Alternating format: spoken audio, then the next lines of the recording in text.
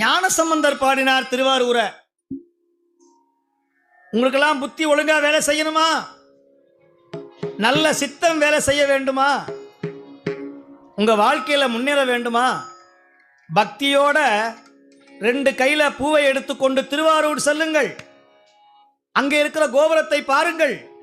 அந்த கோபுரத்தை பார்த்து ஆரூரா என்று சொல்லி அந்த பூவை அப்படியே தூவுங்கள் என்று சொல்லுகிறார்.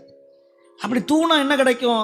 இன்பம் வரும், துன்பம் நீங்கும், பிறவி ஒழியும், நல்ல சிந்தனை வேலை செய்யும் அப்பான்னு சொல்லுகிறார் ஞானசம்பந்தர். எங்க சொன்னார்? திருவாரூர் கோபுரத்தை பார்த்த மாத்திரத்தில் ஊருக்கு வெளியில இருந்து பாடினார்.